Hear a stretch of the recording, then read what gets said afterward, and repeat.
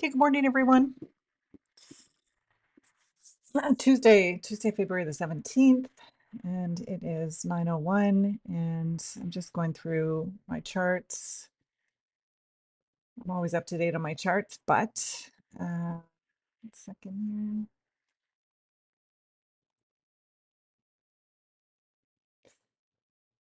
here. Yeah, so I'm just going to go through my charts, and I'm going to just start quickly on the daily here.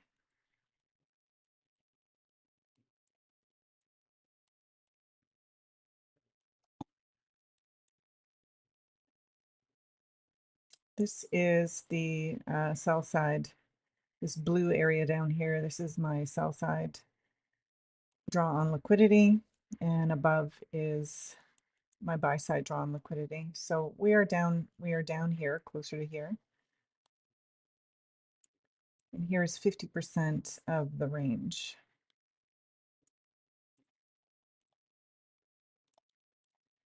Of the swing high and the swing low. So this is the range that we're dealing in, the swing high to the swing low, and you can see the price has come down, and then it's come back up to just above the 50% level, and then it's appears to be dropping a little closer to the draw on liquidity down here. So that's where we are on the daily.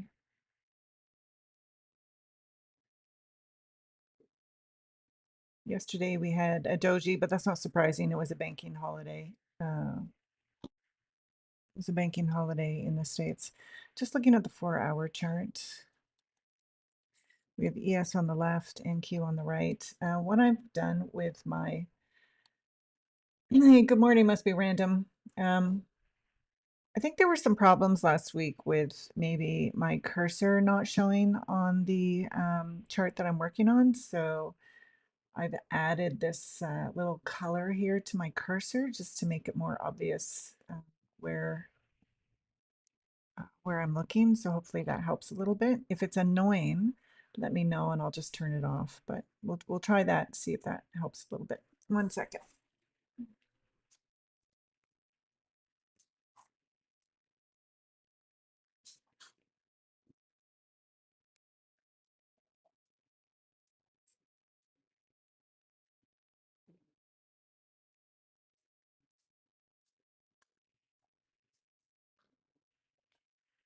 Okay. Okay then, so just down here on the 4-hour, so again, we can see this this red line here is the 50% of the range that we're working in, and we are clearly in a discount area compared to the range that we're working in, right? So just to be a little more obvious, if we take this little grid box and we put it to the swing high and to the swing low, we can see that anything in green is is um, not discount. The yellow part is discount, and up here is the area that we would want to be selling in. Like obviously, this is the area that if you know price is going lower, you would want to be selling from up here. And the closer we get to drawn liquidity, obviously, the smaller well, there's more risk, obviously, as we get closer to the drawn liquidity, and there is uh, less RR. You know, like it's cheaper to buy, it's cheaper to sell up here than it is to sell down here if this is your goal. So anyway, I think we all understand that. Okay.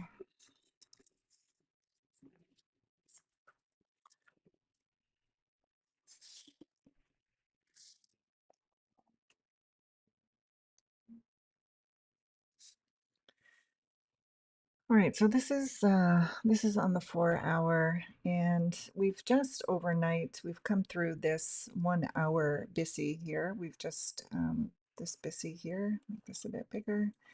So price has now expanded below this hourly BISI. So this was a key level on the chart, and the next level that's important on my chart would be this hourly, and you can see that price has just tapped above that before moving a little bit more into the range right here.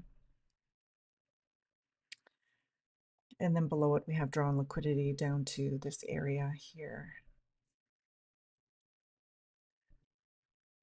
All I have done is, if this is the buy side of the market maker model and this is the sell side, and I'll just do this just to make this obvious.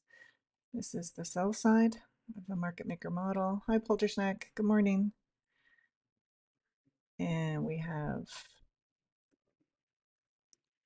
this is the buy side over here. So I just want to be clear kind of what I'm looking at.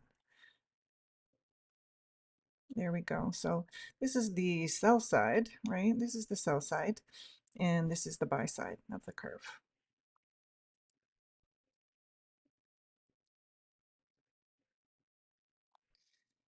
And because I'm using this here as the swing high and this as the swing low, we can just move this over to just say here, this is the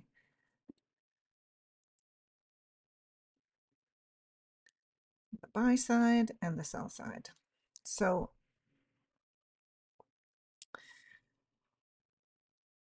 that's kind of where we are. And then if we're looking on a smaller sort of micro level, although it's not that small, you can look at this swing high to this swing low. And again, we have our sell side, buy side, and sell side.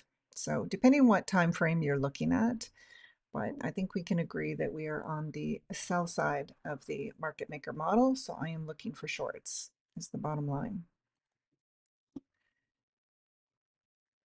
Okay, so that is the 4 hour. This last week we had this breaker block here and it held beautifully. So price moved up here. We had identified this breaker block, bearish breaker, and price came to about 3/4 of the way into the breaker and then started to expand down. So this breaker held price. So there's no reason to have this on the chart any longer, but it's always nice to kind of be able to go back and say, yeah, I was that analysis worked out. You know, that's something for the journal. Okay, I'm gonna go down to the 1 hour.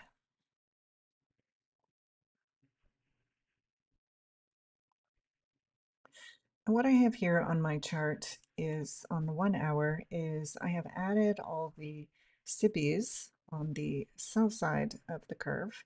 And I don't have them pulled across, I just have them pulled over and kind of tucked away. If price were to move back up or to expand upwards, then I can just slide them over. But for now, I just know on my framework here that I have these SIBIs on this side. And I have my 4 hour chart and I've added a 1 hour chart. I'm just experimenting with something. So don't read too much into that. I'm just looking at something and I'm keeping track of something. A new strategy, the strategy that I was looking at from Kyle. Must be random. I'm confused. You said we're in discount, then why you're looking for shorts? Well, I wouldn't be looking for longs until we reach our draw on liquidity. So our draw on liquidity is here. So if you look at current price, which is 24,658, and then here's my draw on liquidity, which is where I believe in my framework of analysis is where price is being drawn to. This is down at 24,235. So we are at 24,657. My drawn liquidity is down here. So ideally what I would want is I want price to move up and then look for sells down to this area. That's what I'm looking for. So now it doesn't mean that price is going to move down here, you know, this week. It may not move down here. It might come back up and fill these SIBIs. But in my general framework, this is the drawn liquidity for me. So this is where I believe price or IPTA is being drawn to. Okay, so that's the hourly. What I have done, I don't know if you guys had the chance to look at Jadecap's video on his strategy. It's just a really, really simple strategy, but I like it and I've been looking at it and I'm not changing my strategy. My strategy is my strategy, but I am looking at it. So what Kyle does is he marks out on the hourly all the swing highs and swing lows, and then he has a general feel for order flow, whether it's bearish or bullish. He waits for the next hourly candle to print, and if it confirms in the direction that he's thinking, then he'll enter the trade. So if I just look at, and I don't want to confuse anyone, if you haven't seen the video, don't worry about what I'm saying. It's just something I'm watching on my chart. So for instance, here is a swing low. So we have this candle, candle 1, candle 2, candle 3. So we have a swing low. So this morning's candle took out that swing low. So here is my swing low line. Just make this a bit bigger so you can see it right here. So we took out that swing low and we came back into the range. Then Kyle is looking at the next hourly candle, which would be this one, because I'm on the hourly chart. And he's watching to see if this one closes in the range. If it closes in the range, then on the next hour, he's looking for an entry to go long. So again, I don't want to confuse you. If you haven't seen his video, I've marked it. If you go back to my previous videos in the description, I've linked that video and you can watch it. It's only like 15 minutes. It's super, super simple, but he said he did the majority of his trades using this simple strategy, and he uses this strategy all the time. And he said that you can go down on a smaller time frame to look for an entry model, but basically this is what he used for his main strategy for his very successful $2 million payout from the prop firms. So anyway, I'm watching this over the next couple weeks and months, just to get an idea of how the strategy works and whether I think it's a good strategy or not. Must be random. Did that clear up why I would be looking for shorts? Because the market maker model hasn't been completed yet. We have to come down here. According to my analysis, now you may have a different analysis. Maybe your drawn liquidity has been reached, but here's where I think, because we've been down here, IPTA is going to reprice back down here at some point. So that would then close the buy side and then the sell side. So now price could come all the way back up here and refill these SIBIs here. Who knows? But in general, we're moving lower. We're making lower highs, lower lows, and you can see that very clearly on the 1 hour and the 4 hour chart. So here was the swing high. Here's a lower swing high. Here's a lower swing high. Here's a lower swing high. And here's the low of the swing lows. So we are making lower lows. So order flow is bearish on the 1 hour and on the 4 hour as well. Swing high, lower swing high, lower swing high, lower swing high. So this is why I'm looking for shorts.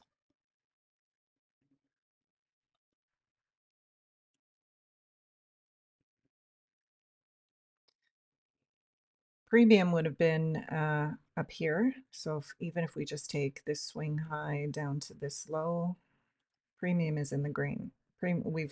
This is where ideally, people would have been. You want to buy, you want to sell to go short up here in premium, but we are down here in, or sorry, in discount. Discount is the green area. We are down here in premium, so we're close, but depending on your strategy, I mean, close. We're still like 700 points, right? there's there's there's lots of room for shorts here. So ideally, I want to see us go and take a level, a level up here, and then go low. Look for a short. My analysis is wrong again. Okay. Yeah, so I'm looking on the higher time frame, On the higher time frame, I'm looking for price to come down to this area because we are on the sell side of the market maker model. So I'm looking for shorts. Doesn't mean you can't take a nice long setup, you know, if you're looking for, you know, maybe you're looking on a smaller time frame, you see a good setup, that would be a counter trade trend. There's nothing wrong with that. You know, I've taken plenty of those, but just on the higher time frame, this is what I'm looking at. Okay, so that's the hourly. We can also see on the 4 hour the price on the 1800 hour candle. So this was the candle that opened last night at 6 p.m. So price came up, swept this high, came down, and then price has been moving down. And then the 6 a.m. candle swept the low and is moving up. And that's on the 4 hour.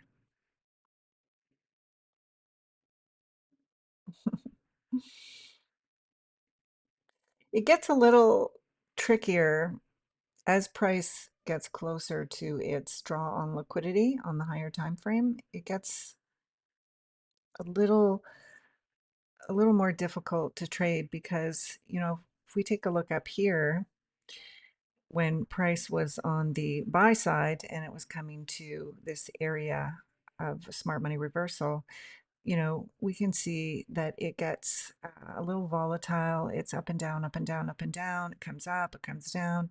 So as it gets closer to its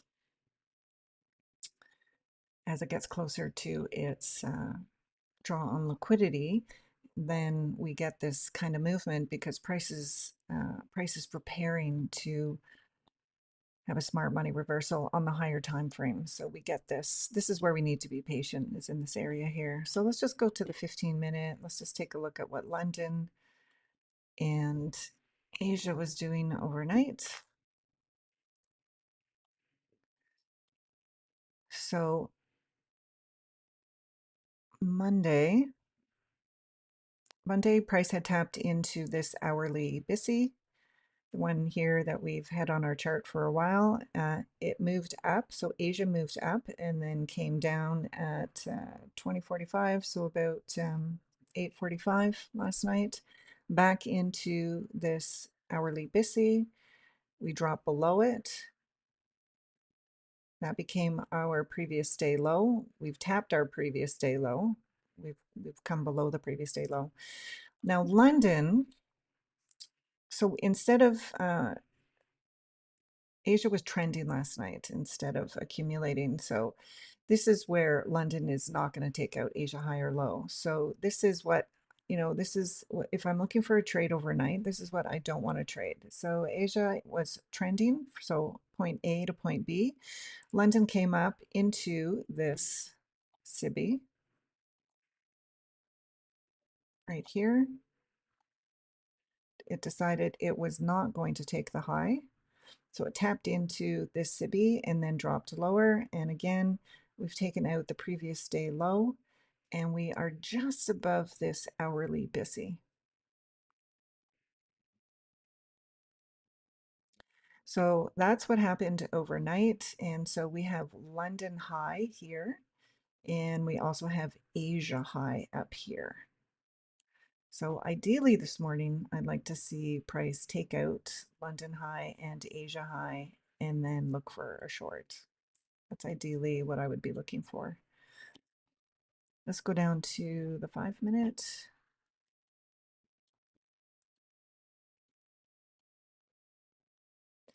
And again, here is the previous day low. Price came down. We've taken out that previous day low.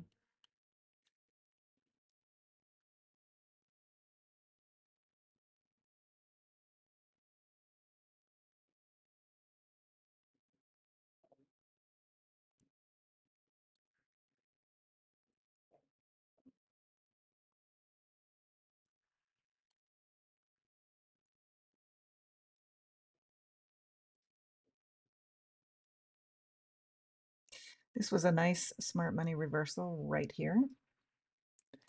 Even just looking on the 5-minute, It's a beautiful smart money reversal. This would have been a nice trade. Again, it's no news Tuesday. We do have Fed speakers. I'm mindful on a day where Fed speakers are lined up because we can see some wickiness. So here's a smart money reversal here. We took out the previous day high. We see nice displacement up. We have on the left-hand side, we have a low. Price came up. We took a lower low. We have here inverted fair value gap. Price came down. We came back into the inverted fair value gap, came a little bit lower, back into this fair value gap. Busy tapped in. That's the entry right here. You had 1, 2, 3, 4 opportunities to go long. The only thing that's missing here is just looking to see if we have an SMT here with ES. So previous day low. Here's our previous day low. We did take out previous day low. So that was at 810. So that would have been a nice pre-market trade. And then the obvious terminus would be at probably right here, the AM1. So my gray boxes here divided into 90-minute time cycles. So this is a 90-minute time cycle. So prior to market opening, this would have been, here's my point of interest, and then my drawn liquidity would have been probably here. If you're lucky, you could leave a runner, maybe squeeze a little bit out of it. I don't know, maybe London high. It fell just short of London high. So I think this would have been, AM1 would have been the terminus point from A to B. And even that is, let's just see here, 576. Entry here, 577. So let's say 600 to here, 667. So you know what, 65, 70 points. It's not bad for a pre-market. It's not bad for a pre-market.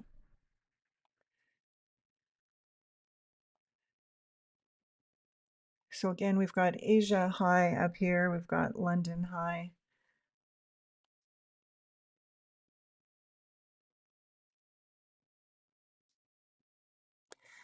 I'm going to check and make sure they haven't added anything to the calendar. Claimant count change on GBP, so that's overnight. So we have the speakers are starting at 12:45. So we should be okay for this morning. Tomorrow we have CPI for GBP overnight for whoever's trading overnight. And then 8:30 we've got core durable goods, whatever. FOMC minute meetings at 2 p.m. So this is where they just post the minutes online and then there's like a reaction to it. So potentially morning 9:30 a.m. volatility trade, or if you're going to trade the afternoon, I would wait till that 2:45 macro. That's kind of where we are Friday. Thursday unemployment claims 8:30, and then Friday we got retail sales. That's on the GBP. What else do we have here?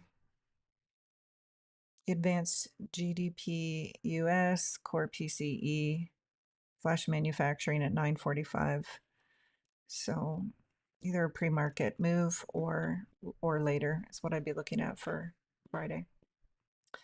Okay, so that's where we are, and market is going to open in 5 minutes. So I'd like to see London or Asia.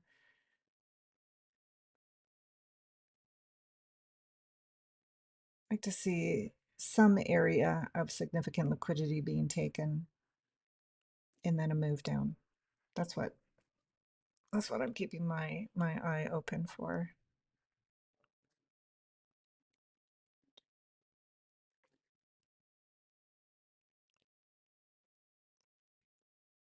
You guys all have a good long weekend. Take some time off the charts. Go out and do something, fresh air. Looking at the 4 hour, the last candle, the candle that's currently printing, that started at 6 a.m., we've got more of a doji looking candle. So we took out the low, and then we've come up into this SIBI, again, the SIBI here, and then almost right back down to just above opening price. We have midnight right here. Again, I like to sell when price is far above midnight, and I like to buy when price is well below midnight. So I use midnight as that equilibrium opening price for the day. So when price is close to opening and we are just above midnight, this to me is I want to see price up here. I want to be selling short from midnight, as high above midnight as I can possibly find.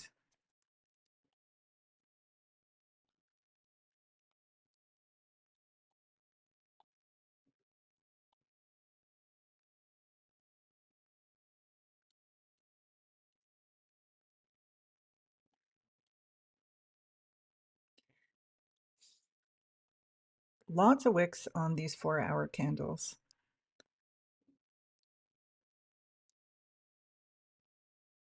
So we did take out the previous day low.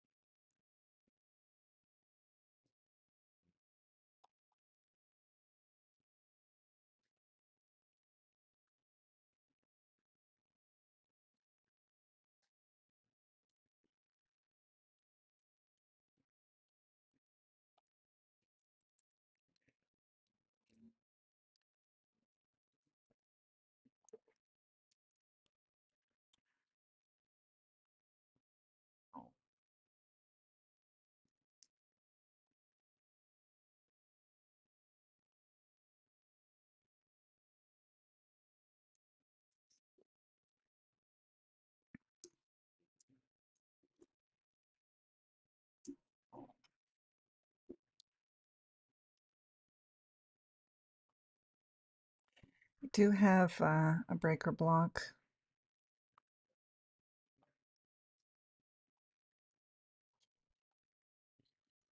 And this is the breaker that supported the movement higher, right? This is the smart money reversal here. So we have low, high, lower low, and then higher high. Now this higher high is just a wick up.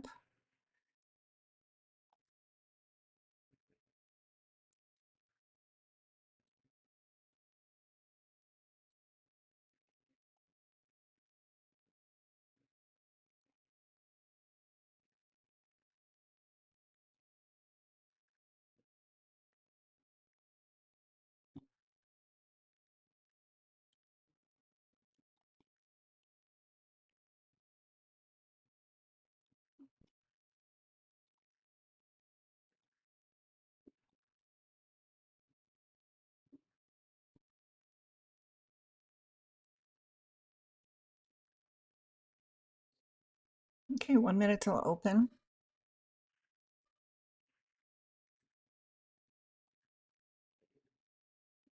I have a feeling we might have like a sluggish day before a minute to release tomorrow.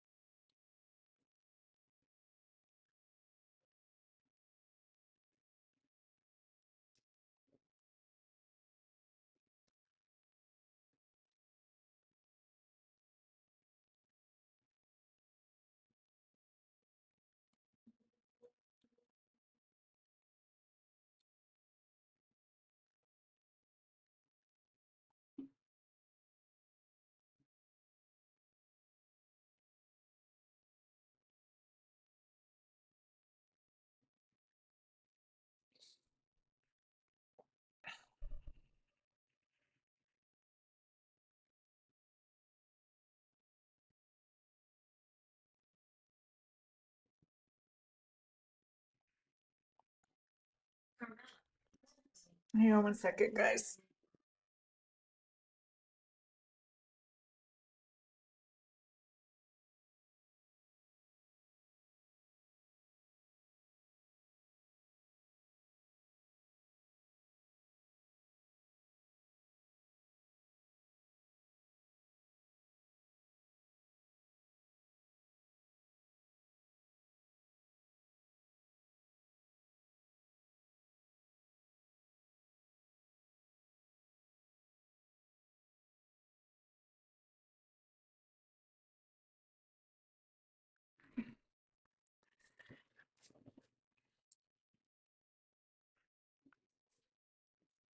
So EOS is making a run for London. Just took London and Q. It's just lagging a little bit. I'm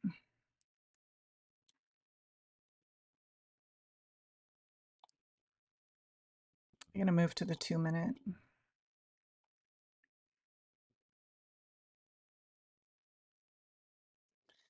So we have an SMT between ES and NQ.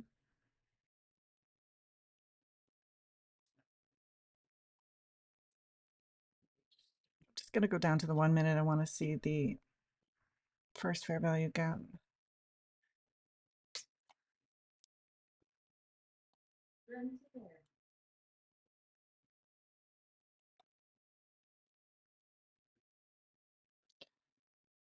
So ES took London, NQ did not.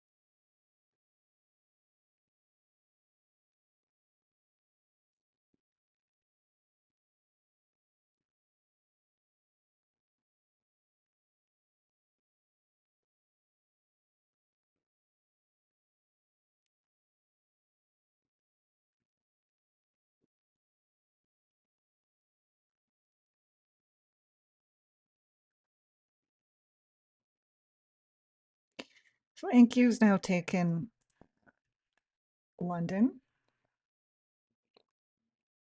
See if we take Asia or even previous day high.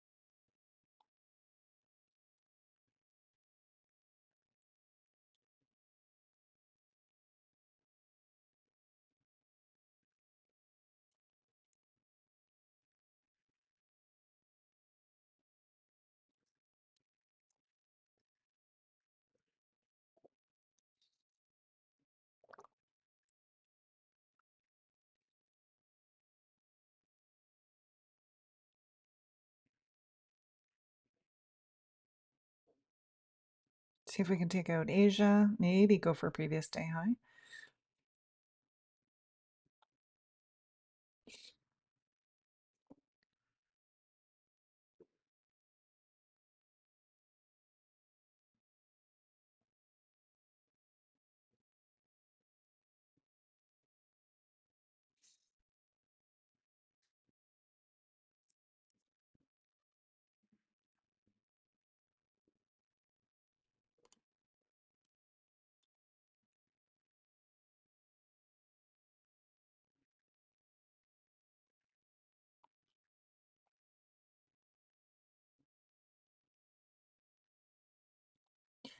Tapped into the new day opening gap from February the 12th.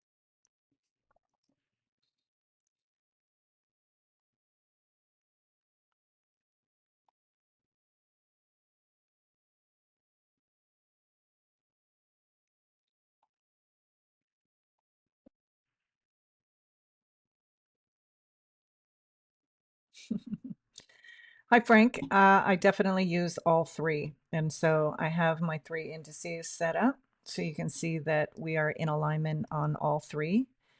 Um, it is much stronger probability when all three indices are aligned. And it's higher probability when all three indices have a smart money reversal or are in a bearish or bullish order block. When all three are doing the same thing, probability for your trade idea to work out just increases exponentially. So 100%, I do watch all three. It's a good question.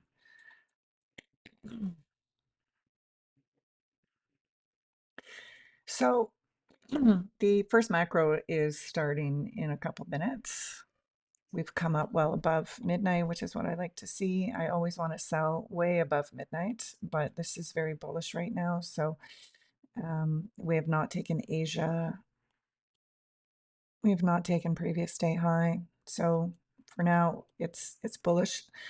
The smart money entry was down here at 813. And so yeah, so I'm just waiting. There's no rush. I'm going to take my entry when I see my setup, and that would be a smart money reversal. And yeah, so we'll just see, what happens. Here's our 4-hour candle. So from 6 a.m. we've taken the low, we've moved up. I'd like to see it take maybe this high. That would be the Asia high. That was from this morning. Here's our Asia high up here.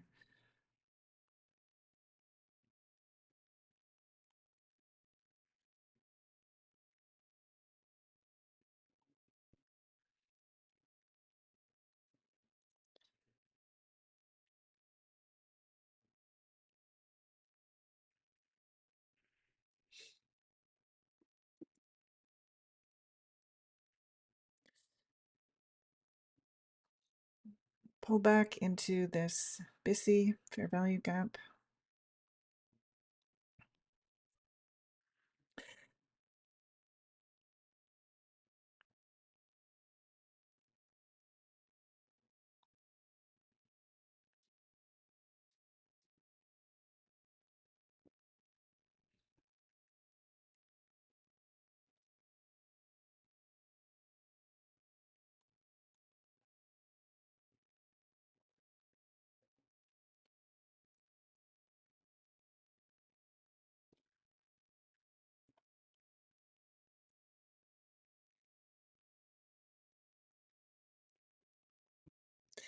This BISI is not, doesn't look like it's holding price. We closed below it.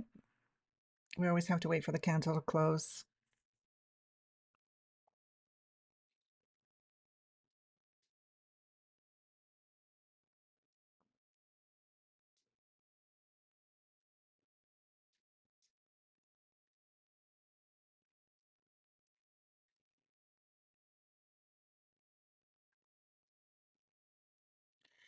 Nice big strong candles coming down.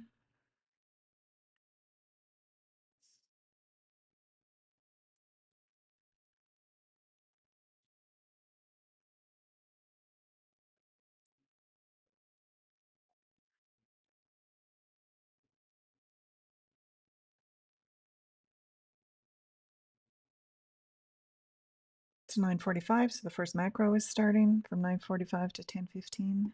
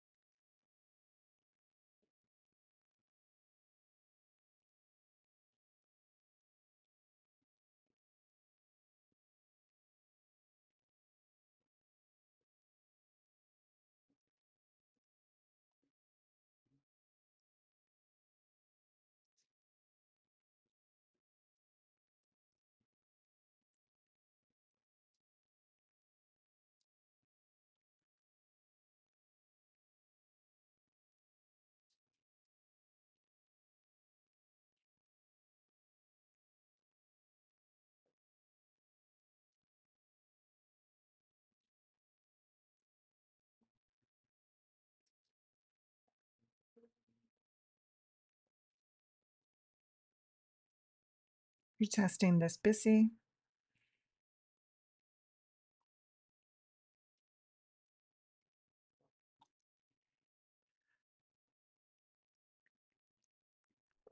Here's the 1 hour BISI that initiated this price pushing up here.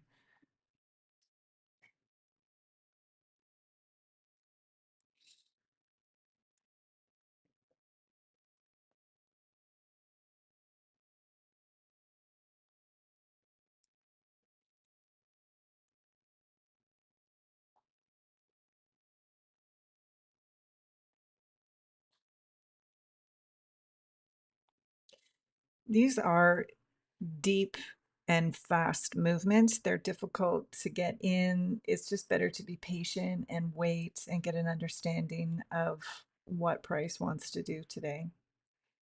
So we had this smart money reversal here, very predictable, came up into this area of value, this new day opening gap. We've come down. If we were looking for a change in the state of delivery, it's not the greatest because price has moved very, very quickly. So I'm just looking for areas of value that price wants to revisit. So, on the 1 minute here, don't really have a bearish breaker. We do have this inverted fair value gap here. We do have this, you know, a series of SIBIs.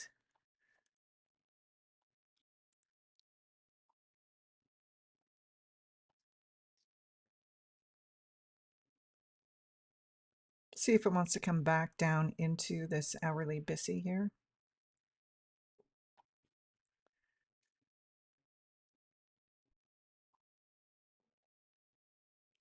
So on the 4-hour candle, we can see here's opening price, right? Here's opening price. We came down, we came all the way up, and we're coming back to equilibrium here of opening price. That's a very large swing on a 4-hour candle.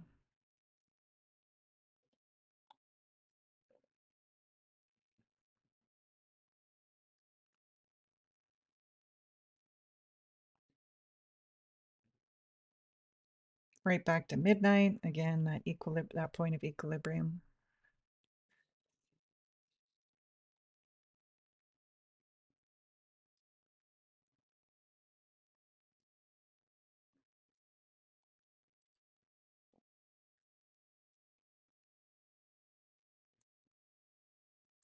So I want to see some structure, right? We had this push up, we've had this push down. So I want to see some structure actually, you know, if price is indeed going to be bearish, I want to see price move back into the SIBI before continuing lower. I want to see something that's not a hard push up and a hard push down. Like I need to see the foundation of the house getting laid, so to speak.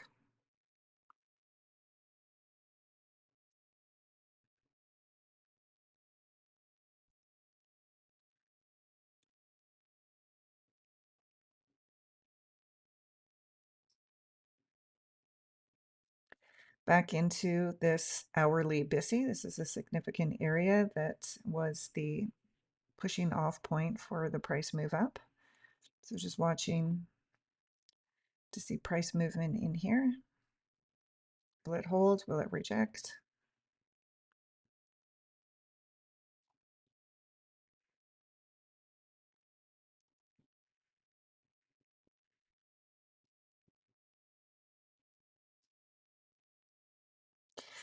If price is going to go lower, if price wants to go bearish, I do want to see price come back up. I want to see price come back into an area of value before moving lower. That's what I would want to see. So that's what I would be looking for. And I would be looking for this to be an area of value. I need to see something that builds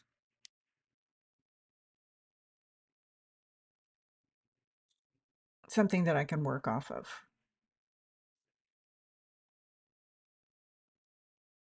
See if we take out this swing low from this morning at 813. Or if price just wanted to come back to this BISI, hold, and move back up.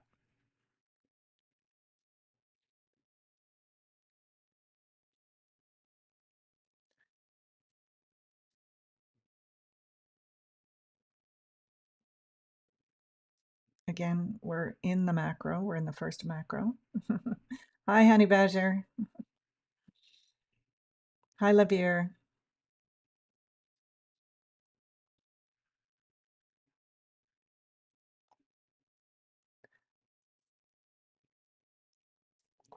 So I'm just watching to see if we take out this low from 813. This was the jumping off point. This was the smart money reversal pre-market open. So we've pushed up high. We've come into this area of liquidity here. We've zoomed right back down, right back into this BISI. So I'm just watching reaction, looking to see if another SMT forms or if we blow right through this thing. If we blow right through this thing, again, as I said when we opened, I'm bearish this morning. I need to see I need to see some movement back into areas. I need to see some structure. That I personally would not take a short from here because the potential to move back up into this range is really high. So I wouldn't take that risk, but I am not giving advice. I'm an ICT student and I'm just waiting for my setup. And when I see my setup, I'll take it. But I just want to be clear on that. So there's no advice being given here. You guys do you. This is trading is a risky endeavor, and so I don't encourage anybody to trade. So here we are, right back to this level here. We have not broken that swing low.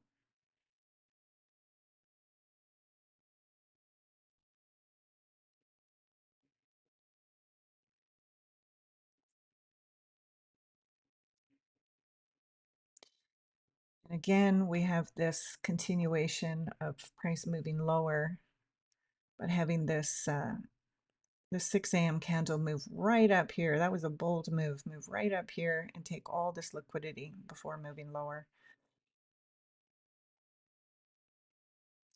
We have broken through the hourly BISI, so that is showing us that price is bearish. And we have not yet taken out this swing low. It looks like we might. Let's just quickly go to the 1 hour and take a look at where we are on the bigger time frame. So here we are. We have a swing low here. We have a swing low here inside this BISI. So this is our 1 hour BISI here. And here's our draw on liquidity sell side. So this is ultimately on the larger time frame, my analysis of where price is going, and that will complete the buy side and sell side of the market maker model, which is here. Buy side, smart money reversal, sell side. So that's where we are on the hourly chart.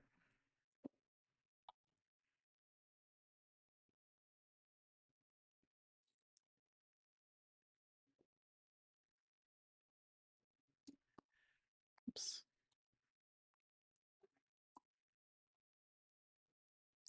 I want to see, I do want to see some pullback into areas of value.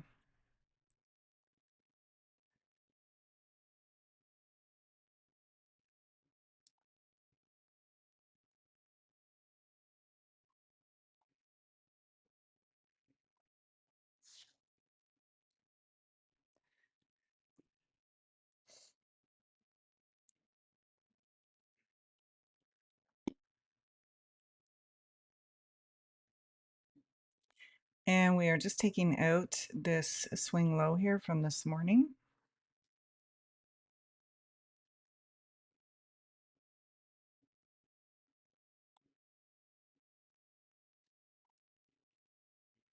See if we get pulled back into an area of value.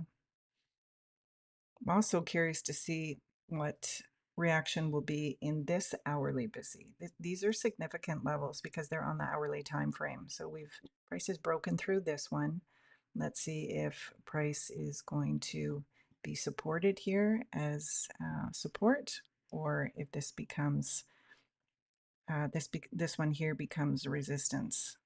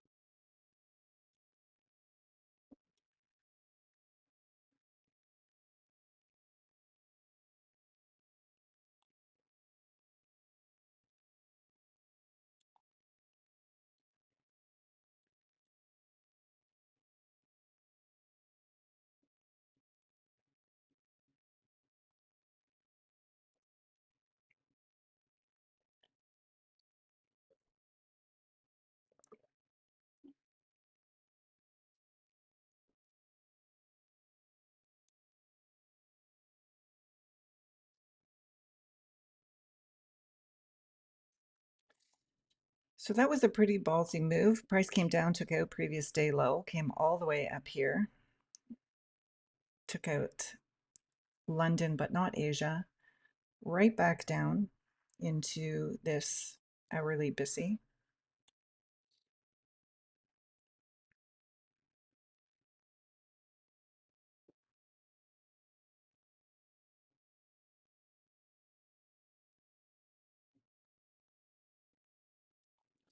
But just go to the hourly for a second here, guys. This swing low is from here. Here is the next swing low, and then here is the drawn liquidity. So 1, 2, and then this area here. Remember that wicks are interpreted as gaps. So anywhere from here to here is an area of value. So that's where we are in the 1 hour. So came through this hourly BISI here into this one, and here's our two swing lows that are important levels.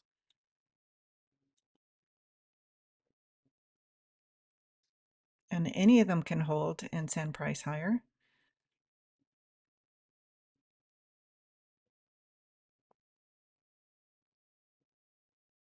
Yeah, exactly, Honey Badger. Yes, that is, if you believe the prices, if you believe in your analysis that price still has enough room to run lower this morning, then you can wait for price to move back into, say, this hourly, any of these SIBIs moving down. You can wait for price to come back up here and give you a chance of entry. Like this one, let me just go to the 1 minute. We'll put them on here on the 1 minute. So for instance, this one, we have this one, we have this one, right? These are on the 1 minute. So if you believe that there is enough room to run lower today, this morning, then if price moves back into these areas of value, that is definitely a strategy that a lot of people use. So if price moves back into these areas, I personally would want to see a rejection candle to show me that price is going to move lower, and I would just take a very short trade. So let's just see what happens when this one comes back. I am waiting for my ultimate strategy, which is a smart money reversal. And I'm very patient in waiting for it, because when it hits these main levels and I get a reversal, I get a very nice trade off those. But for anyone here, you don't need to trade like me. You do you. I'm just tape reading. I'm calling out the levels.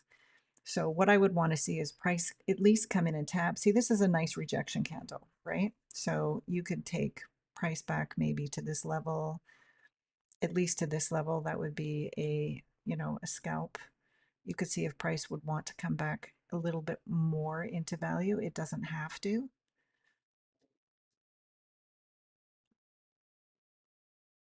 But you need to have enough room to run to give you a trade.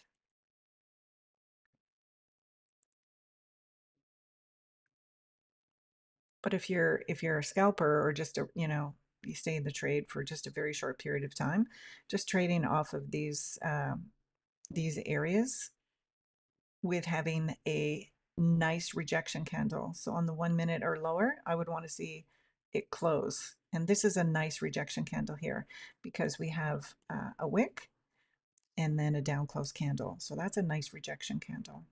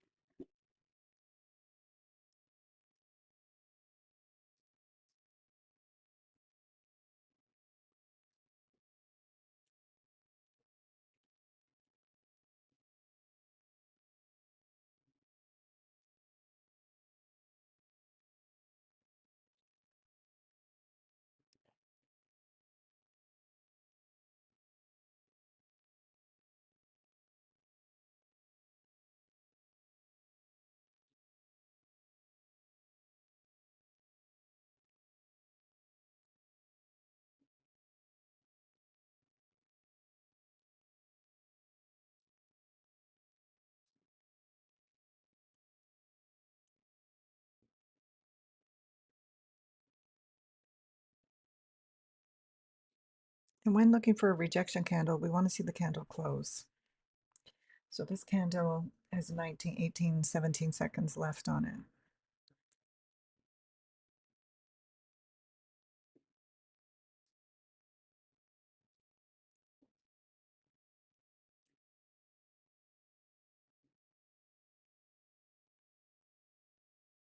So this is the working range from this morning's move.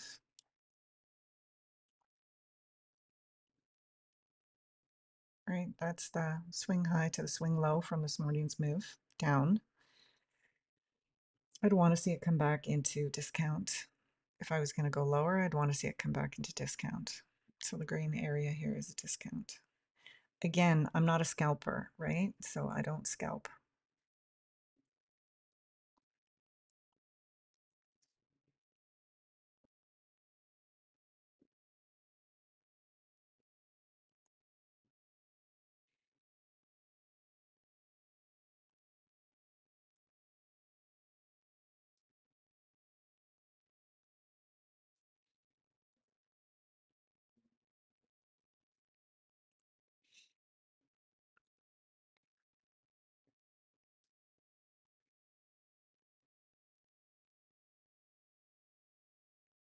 We have a low, high, lower low, higher high. If we get above here,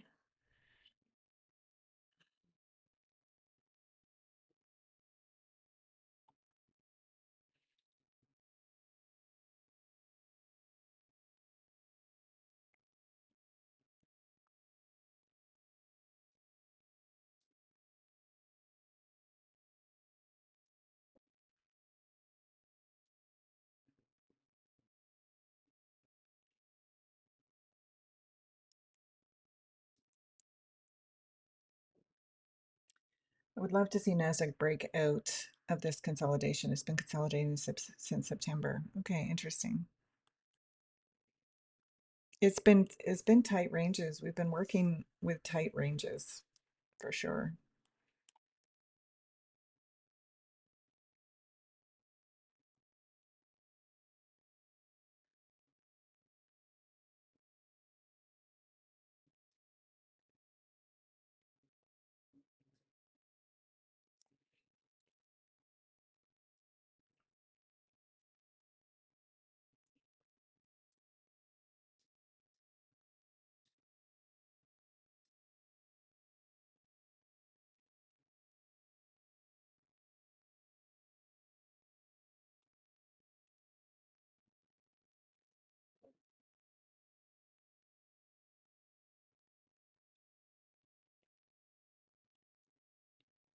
Because this is a major hourly BISI here, this is such an important level.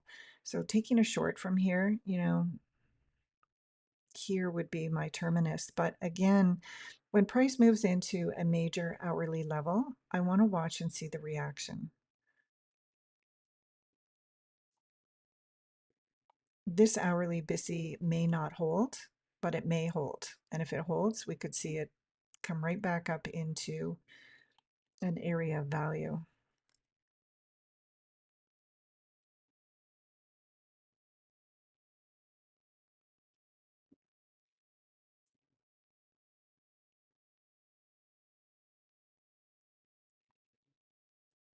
10 a.m. candle has opened. The next 4-hour candle has opened. So here's opening price. So open price, we came down, we came up, and here we are at current price.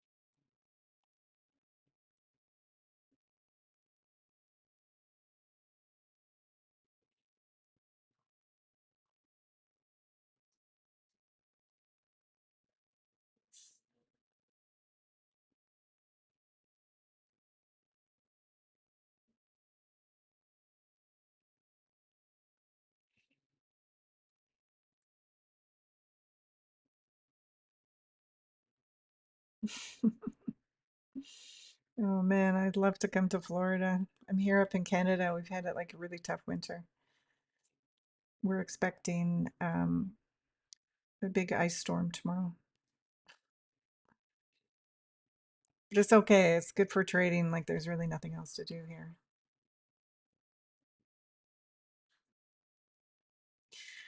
Basically, I wait for my A plus setup, and I think the greatest thing I ever did for my trading that made the biggest difference is just stop taking dumbass trades. As soon as you eliminate taking dumbass trades, your profitability goes way up. So I just stopped taking dumbass trades. Once I became very clear on my model, I know exactly what I'm looking for and I'm going to wait for it. And I know it's really exciting to see price like zoom up and then take a hard plunge down. And like there's lots of people that are just like, oh my God, like, can we just take a trade? Well, you do you. But I'm waiting for a calm, clear, well thought out trade that is in alignment with institutional order flow and that makes sense and that is in an environment low resistance liquidity I prefer. But all of these things need to be considered before you take a trade. And it's so easy to jump in and jump out and press those buttons. But a well thought out trade 3 times a week is really worth that kind of weight. Now, again, I'm not a scalper. There's really great scalpers on here. I'm not one of them. So I like the longer runs. I use the 1 hour time frame, and the 4 hour time frame is also really important to me. And when I see a new candle here on the 4 hour, where it's basically it's indecisive, right? We have a wicks to the high, we have a wicks to the low. Price has already moved from here to here, even though my higher time frame analysis is that price is going to drop. The question is, how much more is price going to drop this morning, right? So I want to see price either come back into an area of value. This would be an area of value for me. Anything above the 50%. 62 to 79% would be even better, which is optimal trade entry from ICT. But I want to see price come back into an area and then drop further. And that's what I'll be looking for. That's what I'm looking for. Taking a trade from here, even though I think price is going to go lower, this is not an area of discount. If this is A and this is B, this becomes an area of discount if this is your A. Let me just write this in so it's really clear, because I like to. Point A is your point of interest.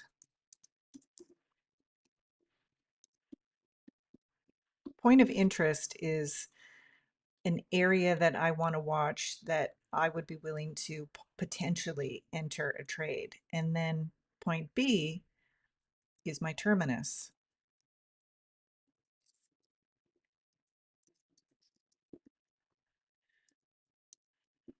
And I have to know firmly in my mind where those two areas are before I even consider taking a trade. My terminus has to be far away from my point of interest that's going to give me a decent trade. If my terminus is here, say here at this red line here, does this make sense to take a trade from here to here? Now, if you're a scalper, sure.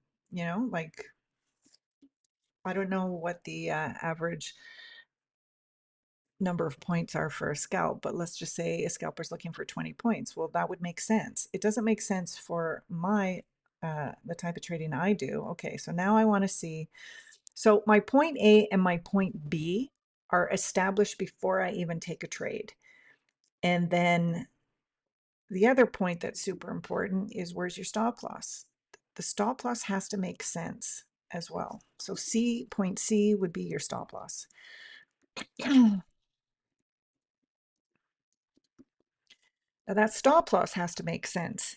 If your point of interest is here and your stop loss needs to be above the swing high, what is the, I'm just watching here because if this gets above the SIBI, anyway, the stop loss has to make sense for your risk management. If this is an area of interest, then where would my stop loss be to make this trade fit within my risk management strategy? If this is 100 points between A and C, that won't fit my risk management. If my stop loss, if I could have a stop loss that would make sense maybe just above this SIBI, now I have something that I can work with. Now I have something that makes sense in an environment. So environment means the time. I need to have this trade set up within, ideally within XX 45 to XX 15, which is, let me just write that out here. That's my macro. So XX 45 to XX 15. So I want to see this setup. I want to see a smart money reversal or a continuation within this time frame, with having these three very important levels clearly defined. So here we have, potentially we have now just we might get a nice pullback, right? Again, I want to see price come back into an area of value. If my terminus is down here on the higher time frame, it doesn't mean that price is going to get down here today.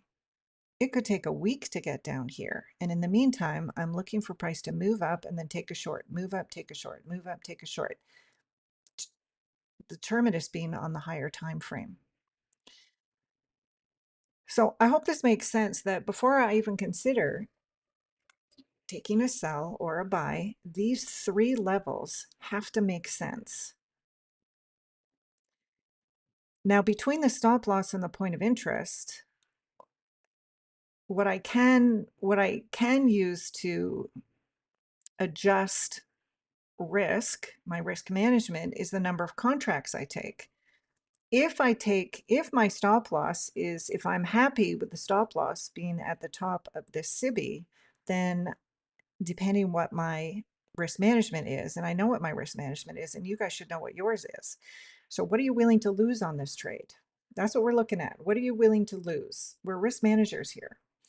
So if I want my stop loss here and it's a little tighter, which is okay, if you're okay with that, then I can increase the number of contracts I can take. If my if I'm not comfortable with my stop loss there, if I feel like this is a protected high and I know that price isn't going to go higher than the swing high, so I want my stop loss up here, then I have to reduce the number of contracts I take to make it fit my risk management. And the area between here and here, this is my risk. This is my risk. Why is this my risk? If my swing high, if I know it's a protected swing high, very little chance of price moving above here. Okay, so if my stop loss is here and my point of interest is here, price could still move above here, right? It could come back to here before moving lower. So I have to know the area between the stop loss and my point of interest, which is the area of risk, has to make sense of where my terminus is and how much room to run do I have in this trade. And this is what I'm looking at for every single trade. So I know it's super easy to hit a buy and sell button, but when you start planning your trades, and you get way faster at this is taking me like some time to explain this, right? So how closely do I follow the macro times, Donald? 100%. It's time and then price.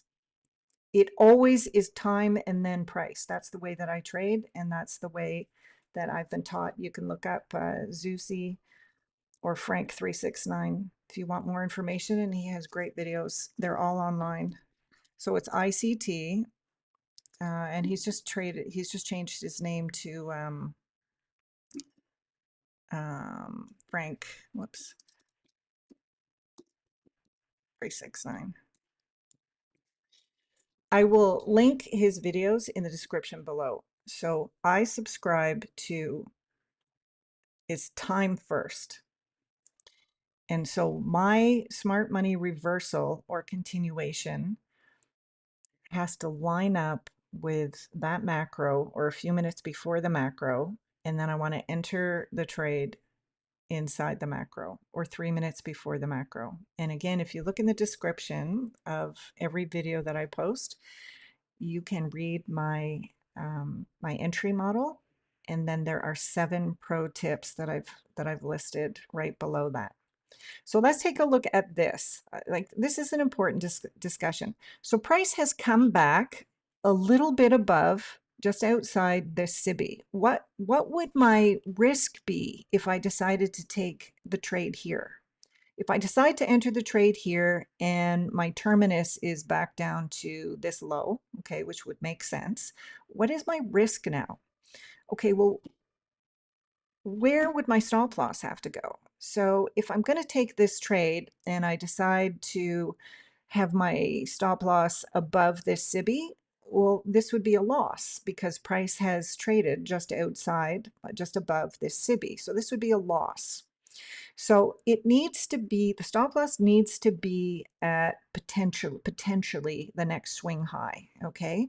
So now my risk is between this swing high and my entry. And let's say my entry is inside the SIBI. Ideally, I don't want to see price moving above consequent encroachment. So this now becomes my risk.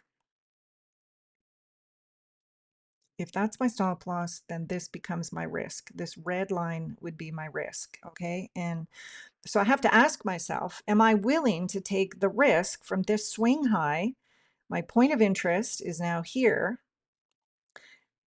but my risk is more than where the stop loss is, because my risk is we still have this area here that is an area that price can return to. So you have to ask yourself, is this a risk I'm willing to take? Only you know what your risk is. And that's because you have a strategy that is written down with all of these points that I'm talking about this morning clearly defined. Okay, it has that your strategy, it's not even a strategy, it's a system. You need a system. So your strategy is one part of your system. Your system is risk management. Your system is, what session am I going to trade? How many days a week am I going to trade? What is the loss, the risk that I'm willing to take per trade? Is it 0.5%? Is it 1%? What risk, what loss am I willing to take on a weekly basis? How many trades am I willing to take on a daily basis? How many trades am I willing to take on a weekly basis? Do I stop trading when I reach my profit target of the week? All of this is in your trading system, and you have to be very clear. And when you become very clear on all of those things that I just outlined, and you know exactly what you're looking for, trading becomes so much more relaxed because you know what your parameters are. So every time I look to take a trade, I am calculating this in my mind. Where is the terminus? Where would my stop loss have to go? What kind of risk would that be? How many contracts could I take? What exposure do I have if this SIBI doesn't hold, right? Maybe price comes back up to here. This makes this is a huge, you'd be in huge drawdown, okay? My trading system does not allow for a draw a drawdown like that. Okay, maybe yours does, depending what you're trading with. But all of this needs to be in your trading system. Having a trading strategy is one bucket of many things in a successful trading system. And then you have to have the patience, the discipline, and the psychology to follow your plan. There's no point in having a plan if you can't follow your plan. Right? Okay, so sorry, I'm just going on a rant here and I apologize for that, but I think these moments are important to understand what is it I'm looking for here. I'm looking for something that fit. That number one is my strategy. It has to fit my parameters, and I am looking at my risk is always going to be first. What is my risk if I enter this trade? Right here. And is this worth the risk of me putting my money on the line or your prop firm money on the line? Is this worth the risk? Okay, so let me just, what indicator you have that connects the highs you use it to spot SMTs? Okay, really good question. In every, the last at least 4 or 5 videos, in the comment section, I put the bundle of indicators that I use. So my indicators include all of these. I'm just going to take this off. You can either take a screenshot of this if you want. These are the indicators that I use. But the bundle that I use that for me is my most valuable is, if I go to the 5-minute here, it is every high and low, every session high and low. See these gray boxes here? London high and low. If I go back to the 15-minute, you can see them on the 15-minute. My morning session, my London session, my Asia session, Asia high, week open, 9:30 open, midnight open, Asia low, previous day low, previous week low. All of this comes in a bundle that I paid 20 bucks for, and it's the best 20 bucks that I could spend. And so I'll link it in the comment section of this video. So if you're interested, you can take a look. The guy's name is Cronus. That's what I use.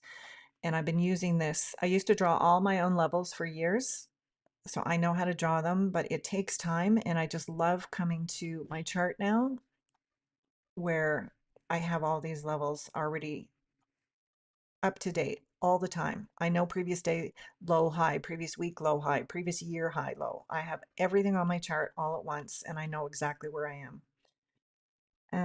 Okay, you did enter short at 24,705, so let's just take a look here. 24,705, 24,705.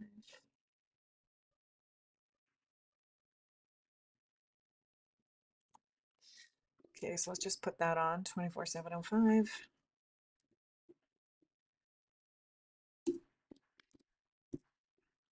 Okay, so that's where you took a short and got out with 110 handle win. Good. I think this was a good silver bullet. Very good. Awesome. That's very good. So hopefully you were able to calculate your entry, where your terminus was, what your risk was going to be. Because if you entered at 24,705, like, and I'm just talking out loud here, right? If you were to enter at 24,705, so that would be this candle, basically.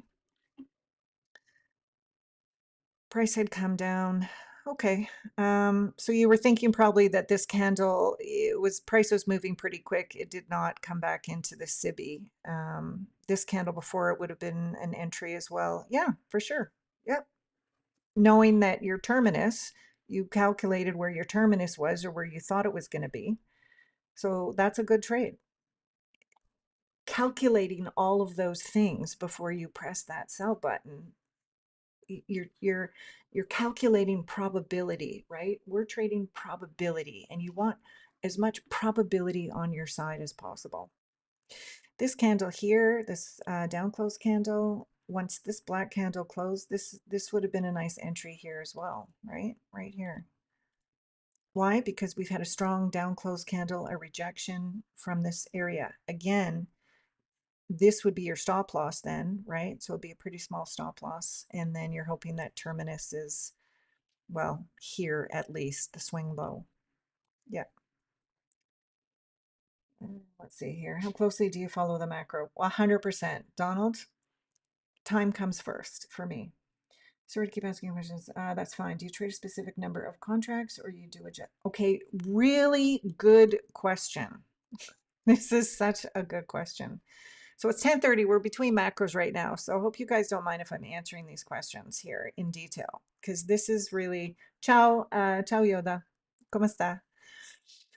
Okay, I'm gonna quickly answer this question because this is key. Let's say, let's discuss this. This is so important. Let's say we got Monday, we got Tuesday, we got Wednesday,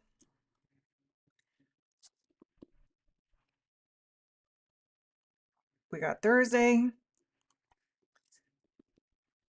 and we got Friday.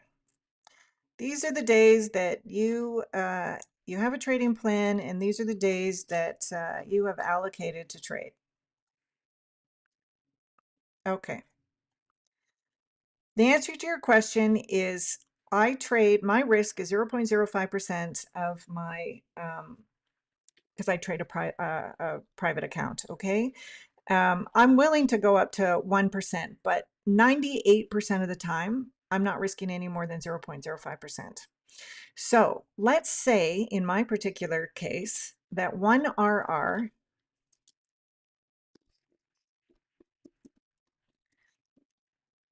equals $50.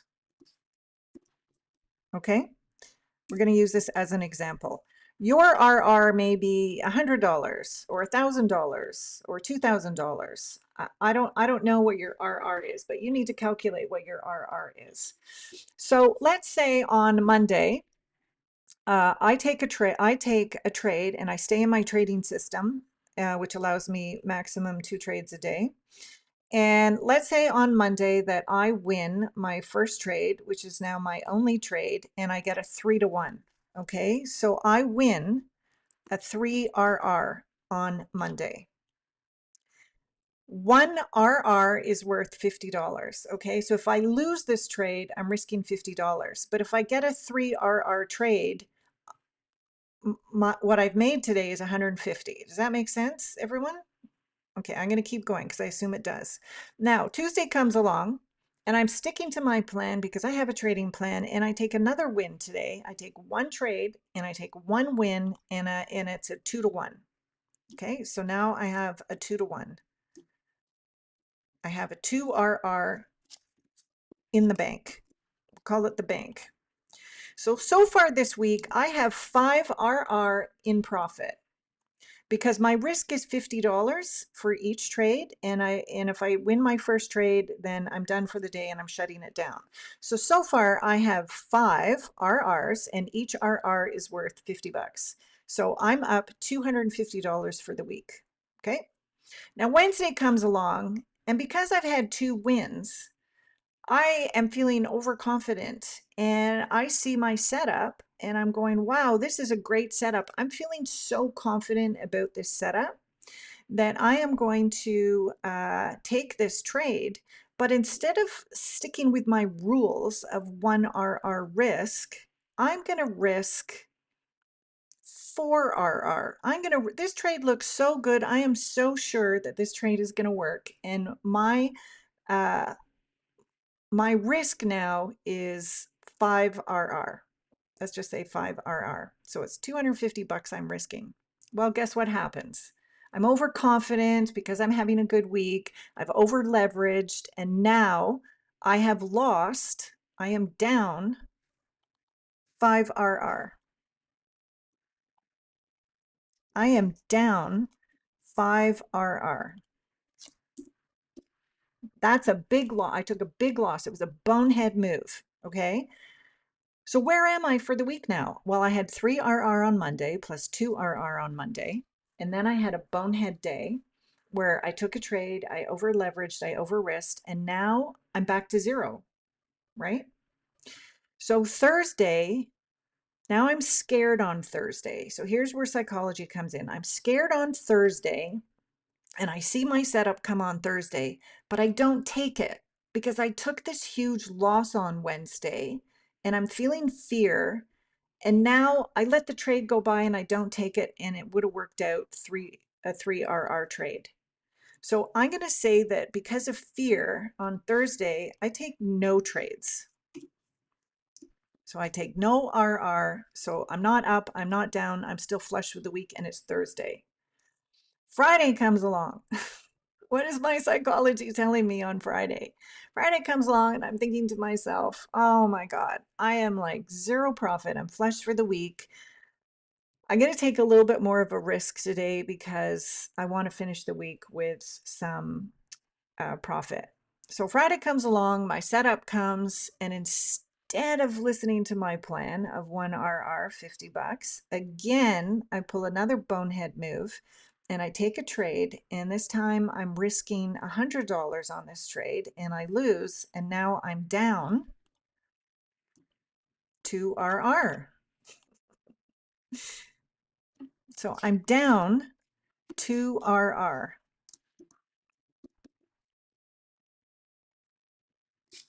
So how has my week ended up?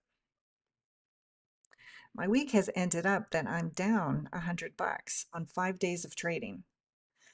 I disregarded my plan. I know that my risk for each trade is $50. And on Wednesday, I disregarded that plan.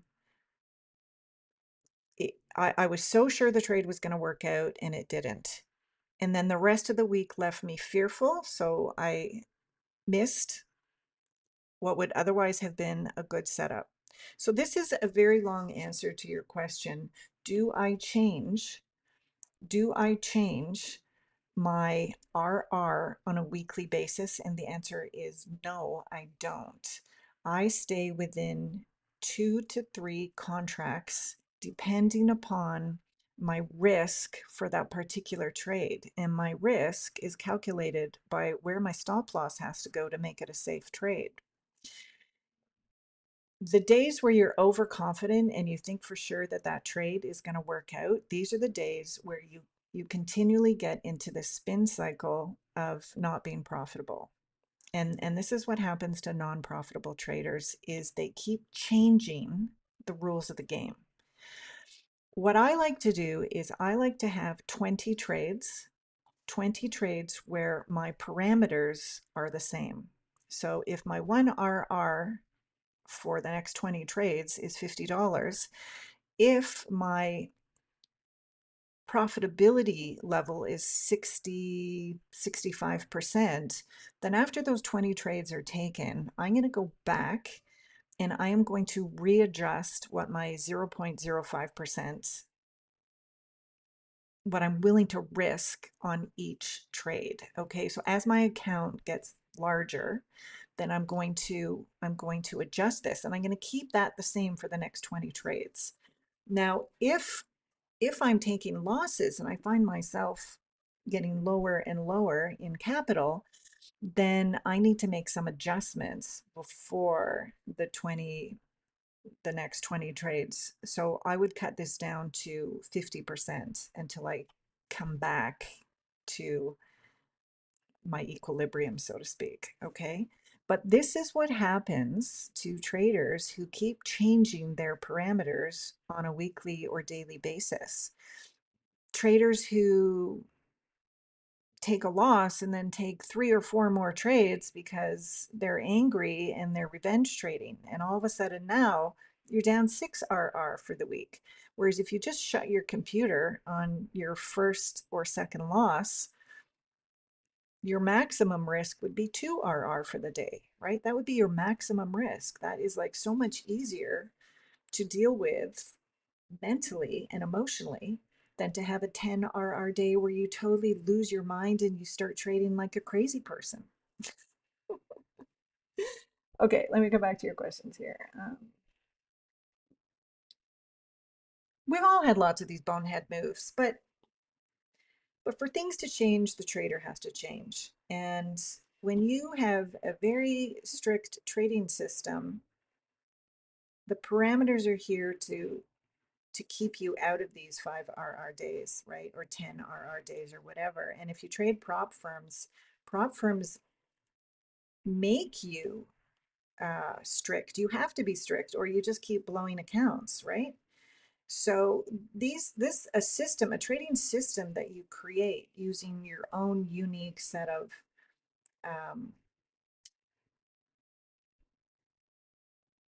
I guess your own, whatever your personality is or your character is. Once you develop something that makes sense on paper, then you have to stick with it. And it's a strategy, it's a system that keeps you safe and it keeps you from completely killing your profitability even for the week or the month or the quarter, right? So if you take 2 losses, so I have a in my trading system, 2 trades are my max. If I can't get it on 2 trades, I'm not seeing the market right. I need to step away. So this is here to protect you, you know? So my worst loss day should be no more than 2 RR. And you can see if you follow me that when I wait for my setups, and I do wait for my setups, I'm getting anywhere between 3 to 15 RR. So what does that do for your week? So let's just take this out and let's put like a 15 RR, right? And then here, let's just say I don't trade. Here I take a loss. Here I take a 10 RR. And maybe on Monday, I'm just taking a 0 because I'm watching the market and I'm waiting for confirmation on setup.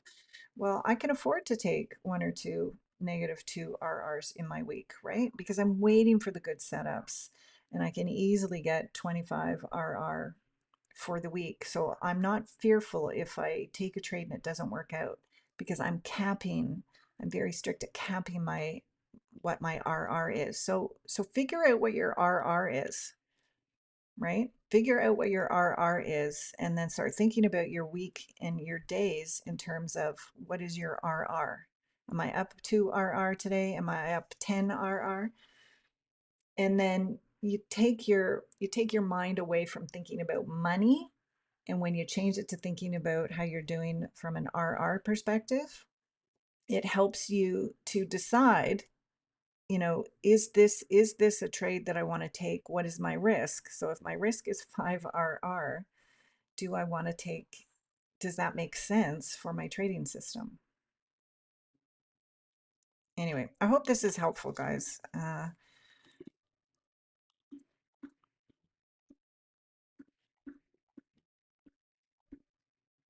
So know your RR, and then when you're calculating whether this trade makes sense for you, as a scalper, your RR might be, it could be a 1.5 RR. It could be a 2 RR, right? Scalpers are a little different. I'm just watching this here because it's 10:45. It's the next macro. I just want to focus here now on what's happening.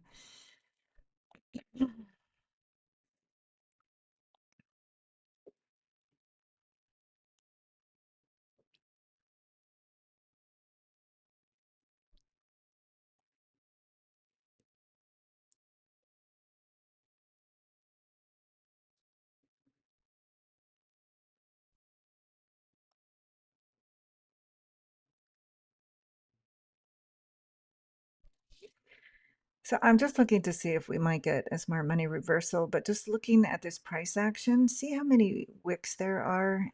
There's very little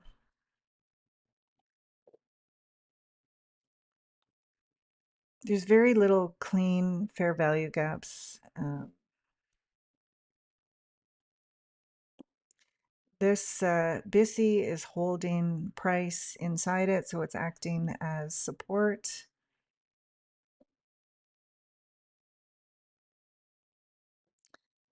change in the state of delivery, it's like it's not clean enough for me, guys. Okay. So again, I'm trading the way that I trade, and I need a nice clean setup because I need to put probability in my favor. And I'm okay with waiting for that type of setup. Looking at this right now, okay, so we took out this low, that's fine. But if I'm to look for an inverted fair value gap, so I've got a low, high, lower, low, higher, high, price came down, low, high, lower, low. Again, taking a short off of this is too high risk for me because this BISI, this 1 hour BISI, is holding price. So I would want to see price. Ideally, honestly, what I want to see is I want to see price come up here to an area of value.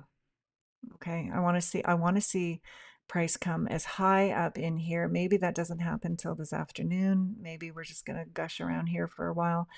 We did take this, this little short off this SIBI. Again, it's not my trading model. This is not my model, but it doesn't matter here what anybody trades. You can all trade what you're trading. I'm tape reading here, and I'm communicating how I look at risk. So I would love to see price come back up to here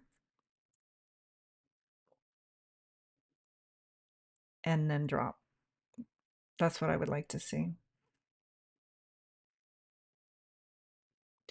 And looking at these candles here, if I had to make a guess where change in the state of delivery would be, well, like it's a mess, right? Where do you even put your change of state of delivery? Here's your low here. So your change of state of delivery would be technically here on this candle, right? But it's just super messy. Price rejected here, which means that buyers stepped in, right? Buyer stepped in, pushed price down again.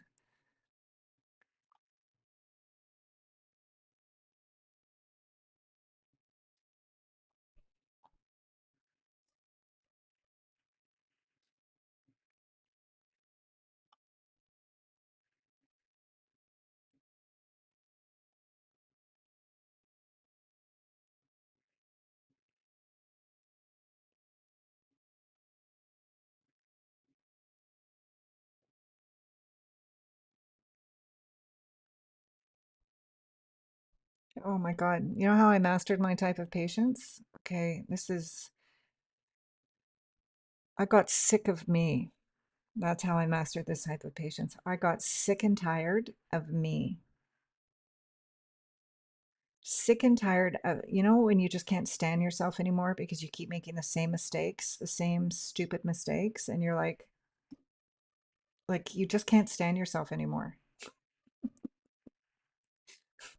Seriously. And then what happens when you get to that point where you just think to yourself, what am I doing?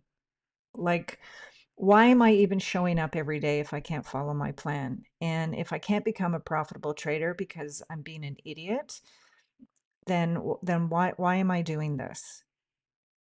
And that is such a personal point to get to. It's not like a conversation you sit down and have with your best friend or your spouse or your dog. Well, I had that conversation with my dog many times because he loves me no matter what. But do you know what I mean when you just feel like you're failing at life and it's because of you? It's not because of the market. It's not because of lack of studying. Uh, it's not because you're not successful in your life and that you haven't been successful at other things in your life. It's you. You're the problem. I was the problem. And I think I just got to that point where I just thought, if I can't change me, then what am I doing here?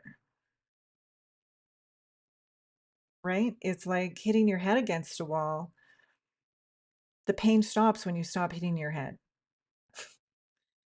And once I had a trading system with all of those things that I talked about this morning, my entry model is only one part of the system. Okay, the risk management is it's what everything else revolves around.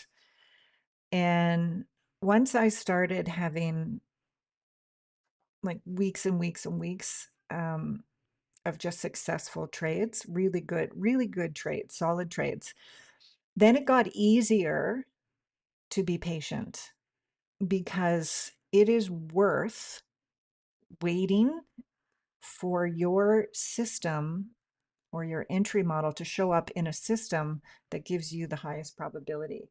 And now when I take a loss, I am so mad at myself because usually I can pin it to something that I either rushed or I didn't consider the environment, or it was in a session that I don't normally trade. Like I don't like to trade New York afternoon PM session. I will if I have manipulation that is delayed, and then I know there's going to be a pretty good chance of manipulation in the afternoon.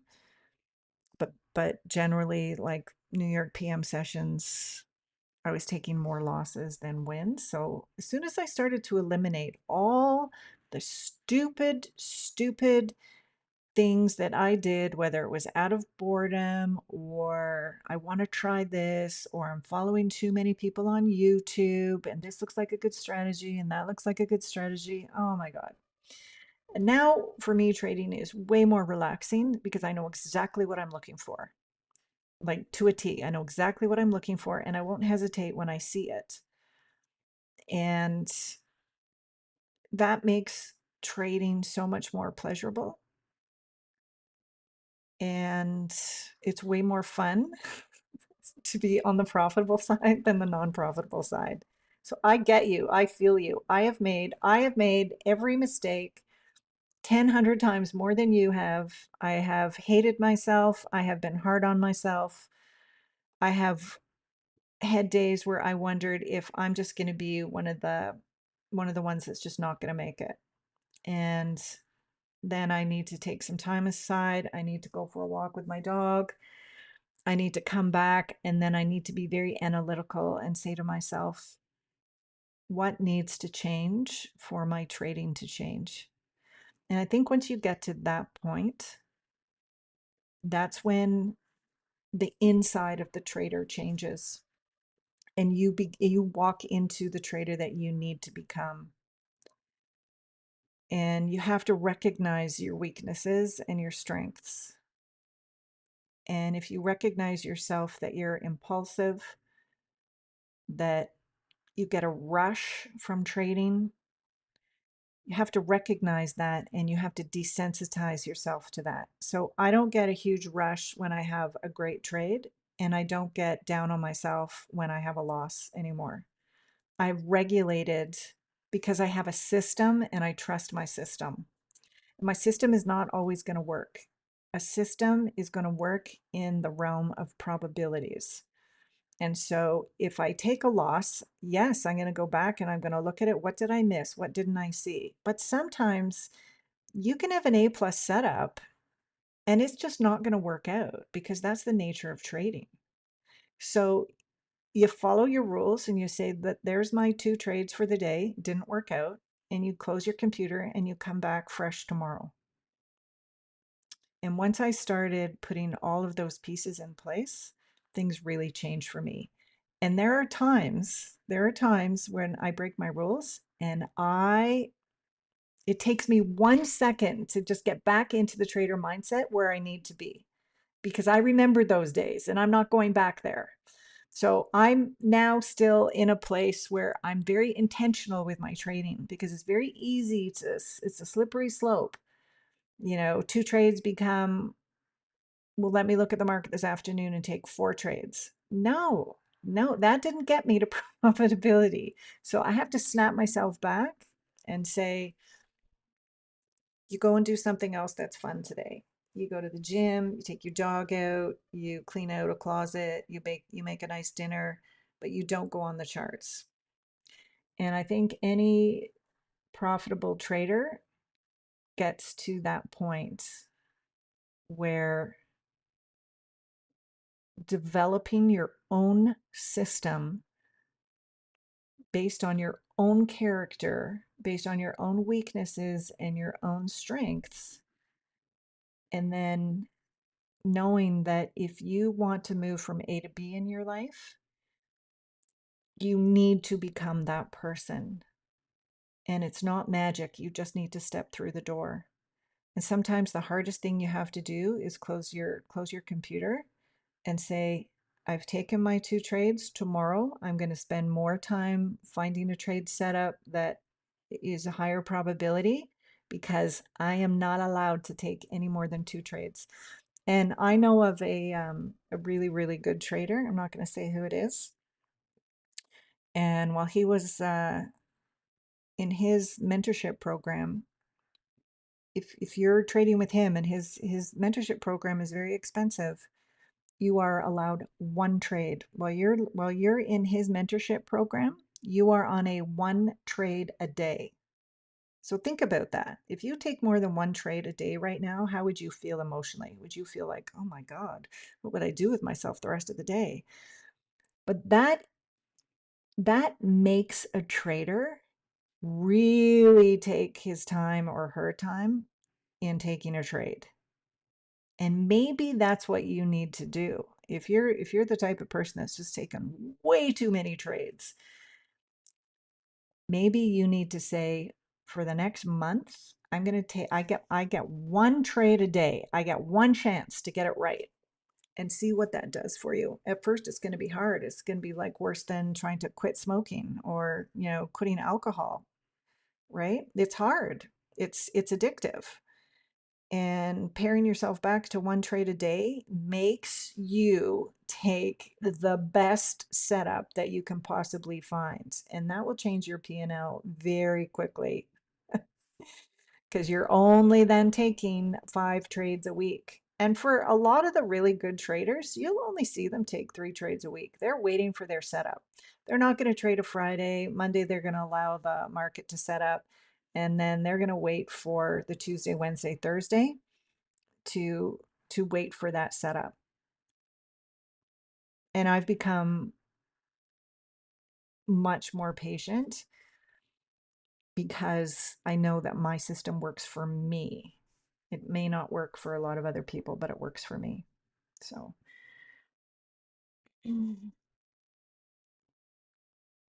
yeah, so XMT, yeah, I totally agree with you. One of the things that helped me become more patient was knowing without a doubt what I'm looking for. Exactly. Exactly. That was the biggest difference for me. I am waiting. I know exactly what I'm looking for in an environment, exactly what I'm looking for. And so, trying to figure out here, changing the state of delivery with all of these wicks to the high and the low, like this is garbage to me. I mean, there's a million ways to trade. I'm just saying that for me, I'm not interested in this. I'm interested if price comes up to an area of value here that I would take a short. Um, so next comment here. I think of it now as the trade comes to me, not running toward a trade idea. Exactly, XMT, are you a poet or something? Are you a writer? Because you always come up with like really great kind of like phrases and things that I think about. So XMT is right. I think about waiting for the trade to come to me rather than me forcing a setup. And then once you put that together with what is your RR per trade, okay, know what your RR per trade is. So stop thinking about it in terms of money, and what percentage of your capital. So if you're trading a prop firm and you have a $3,000, I'm just thinking of like a 50K account, right? So you have a $3,000 quota that you need to get to pass your prop firm account. Okay, so for prop firms, because you want to pass them in the same month, I would probably increase my my risk to 1% per trade. I'm throwing that out there. And so I would take like 1% of $3,000. That would be your risk per trade, right? Or that's how I would look at it. And then that's how I would manage it. If you have a personal account, uh, I just take what Kyle Jadecap does, which is he trades 0.05%, and he hasn't made any bones about that. And so you have to figure out what your RR is, and you have to stick to it, because there's nothing worse than getting to Friday and being in profit, and then you're all puffed up and confident, and then you take um, a minus 15 RR trade, and then your whole week is done. Your whole week is gone. Like, what does that do for you emotionally, to start the weekend knowing you totally went rogue? It doesn't feel good.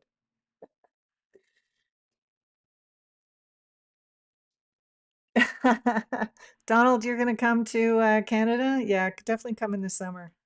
Unless you're into really cold temperatures. That's so funny. Anyway, that was just a lot of chat and stuff on this kind of day here that I'm not seeing yet anything that is of interest to me. The run up was pretty fast, the run down was pretty fast, and then hitting this SIBI instead of continuing to go up here, that just says to me, why did price stop there? And now it's going up higher. We are in that second macro. Now, guys, I don't trade lunch hour. So the next macro that I would be looking for would be the 145 to 215, but generally I like the 245. Not that I like it, because I don't like trading the afternoon. So you guys know that my main time for trading is New York AM, but I like London. And so 3 nights a week I look for a trade in London, and sometimes I can find a nice trade from London where New York AM provides a continuation. And that's how you're going to get like the 300, 400, 500 point. See, look at this thing now. What is this doing here?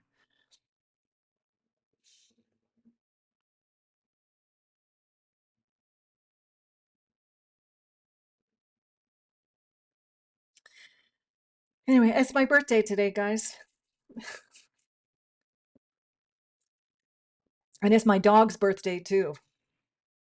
Yeah, sorry I'm preaching, Gregory. I don't mean to. I'm just I have learned so many great trading tips from really good traders, right? Like I'm sure you guys have too, right? And then you take the best of what makes sense to you, and you develop something that works for your personality. And that's understanding your strengths and your weaknesses. And I'm the type of person, I can be really hard on myself. Like I can be really hard on myself. So when I was continually making the same mistakes and whatnot, I was just like, wow, I'm going to be like the only person that can't make this work.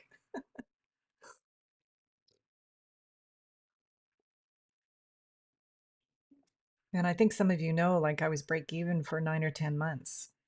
And that was a really hard time for me. Like everybody says, oh, it's so great when you're break even. Well, I wasn't feeling great. I was feeling like failure after failure after failure. And that's when I got the RR sorted out. And I was like, okay, don't change the number of contracts that I'm trading. Stay with the same parameters for 20 trades, and then look through your journal, what worked, what didn't work. Now your account has grown in size. What is, recalculate what your 0.05% is, or your 1%, like whatever works for you, right?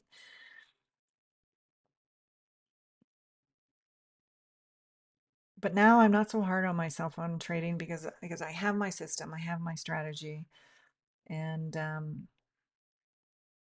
happy with it, and it works. And as long as I don't get in my own way, um, things are going pretty good. So we're right back up to here. Who was it that took that short? Was it Donald? Took the short at 24,705. So price is coming right back up to here again.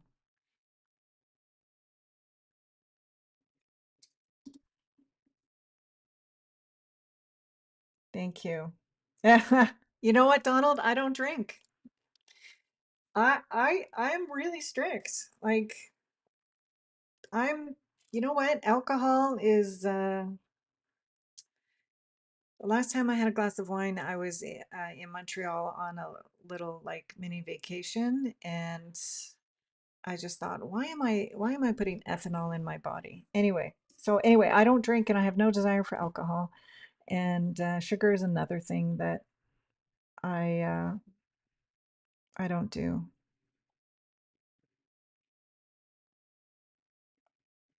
I think that falls into like just the area of discipline, right? I can't make a case for putting alcohol in my body. I can't make a case for wanting the best life for me possible as a trader. I have goals, I have things I want to achieve, and asking my liver and my kidneys to process what is ethanol, it doesn't make sense to me. And I'm up trading London at night.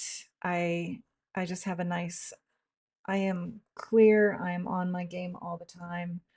I don't want the highs and lows. I don't want it's just something that I don't want in my life. And that's how I run my life.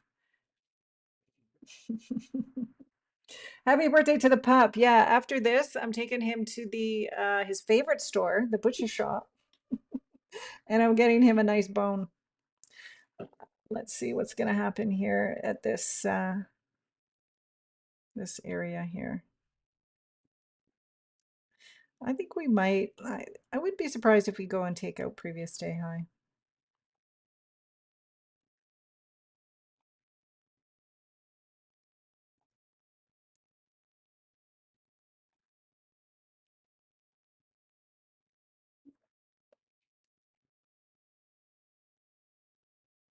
We haven't taken out Asia high. This has been like such a wild, crazy. I just want to see if I can find something cleaner. I might come back at 2 or 2:30. What day is it today? It's Tuesday, so tomorrow we have minutes at 2 p.m.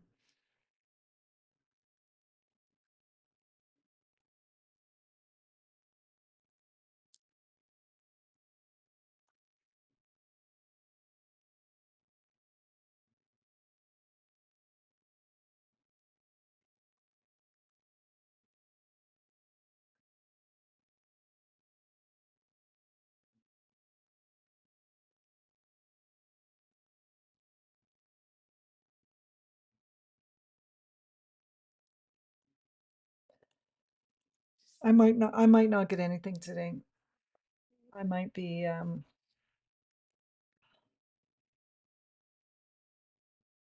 might be finding something tomorrow.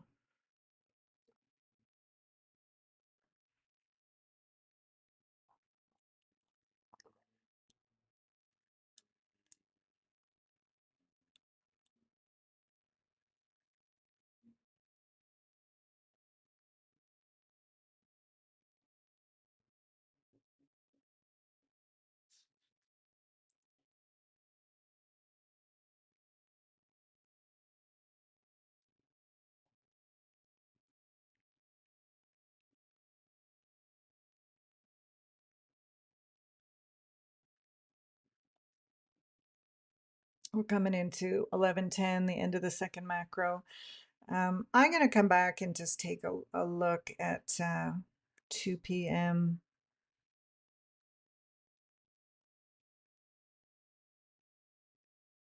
ES is just inside the first presented fair value gap. Hey, fella. Oops. Hey, sweets. You guys want to you guys want to wish my dog happy birthday? Come here. Come here.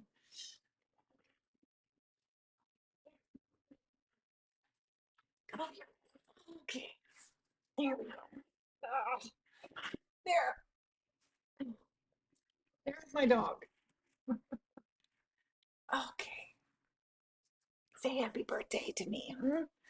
Here we go. Okay. There. He looks bigger on camera. I think camera's adding like 10 pounds. There we go. Okay. There. This is pi, P-I, which is 3.1415, right? It's his birthday today. Yeah. Yeah, he looks bigger on camera. But, right? You watching the charts? Let's see if we take previous day high. Yeah, he's a handsome boy, that's for sure. Yeah. I think he heard butcher shop. There you go, sweets. There we go. He heard butcher shop and he came over. Okay.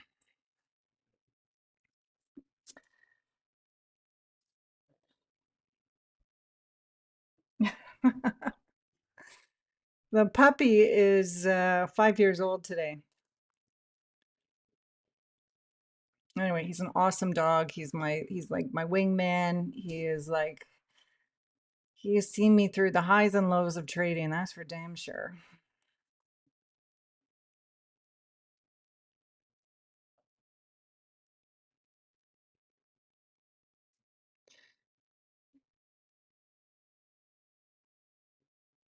Oh, let's see if we take, so this is what time is this? So 10:33. So this to me is a little bit delayed manipulation here because this is a nice move. Let's see where it wants to go.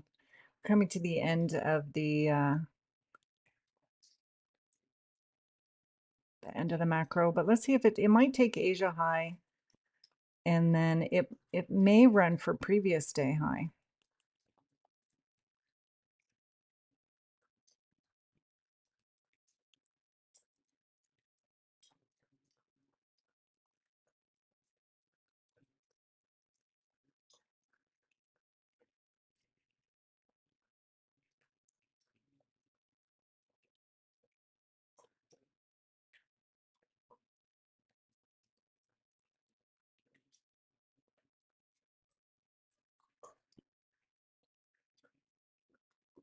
Maybe we just put in the low of the week.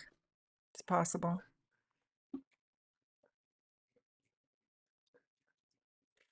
We may have put in the low of the week. We may come and clean up this.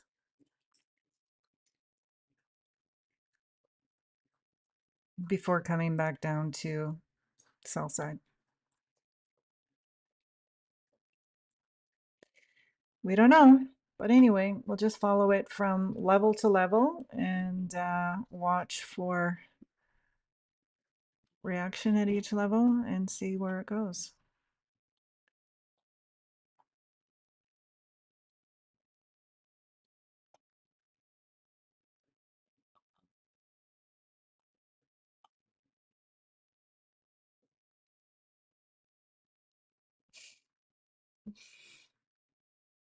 Aw, thanks. Pi is pretty awesome. So you guys know in mathematics, right? Pi.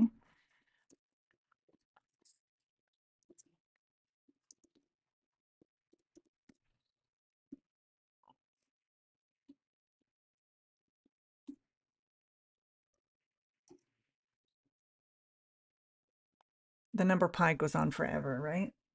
And it's because I want my dog to go on forever.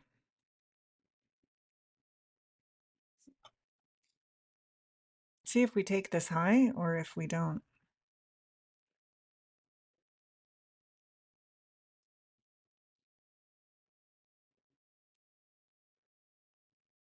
Okay, nice trade then. Yeah, Friday was high resistance liquidity. It was crazy, right?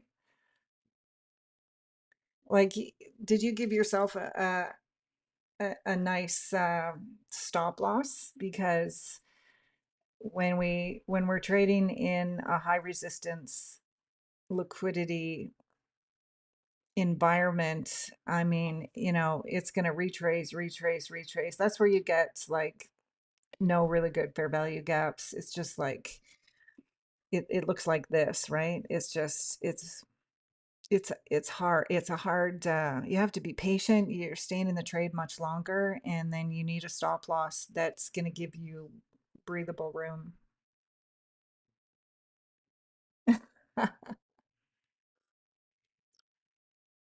Yeah, we're not discussing the year on my birthday, that's for sure.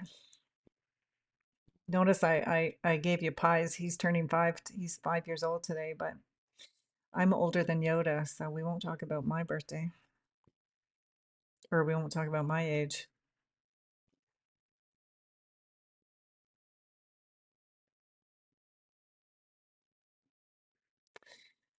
Anyway, guys, I think that's it. The second macro is done. I didn't find anything that was clean, clean, clean for me, and I'm gonna go back and study price action a little bit more in depth. I'm going to journal this morning, even though I didn't take a trade. And then I am going to come back at 2 o'clock and just see if there is an opportunity for a short. There may or may not be, but if not, I'll be back tomorrow morning. Again, we have minutes at 2 p.m. Uh, and they always have a high impact on the market. So yeah, so that's that. I hope some of these tips and things were helpful, guys, for you to develop your trading strategy. Because it's much, much more than just having an entry model. You have to have a system, and the system has to include risk management right in the forefront, and everything else goes around that. So anyway, I hope that's helpful, and I'm gonna do, I don't know, I'm gonna go to the butcher shop, get a bone for this fabulous dog of mine, and then hunker down. We got a big ice storm coming in, so it might see us grounded for a few days. And yeah, so anyway. Okay, guys, well, thanks for joining me today and for your thoughts, your comments on the market, and sharing your trading systems and what you're looking for. And because I think it just helps all of us, especially as we're developing our own systems, gives us something to think about when we hear what other people are doing, what other traders are doing. And at the end of the day, it's a very solo type practice. You know, you're going to take from others and create something that works for you, but it's a very satisfying type of I guess practice. Trading is very solo. You can still trade in an environment with a bunch of people, but at the end of the day, it's you're the one pushing the button, and so that makes it very personal. So anyway, have an awesome day, everyone, and I'll see you tomorrow. Bye for now.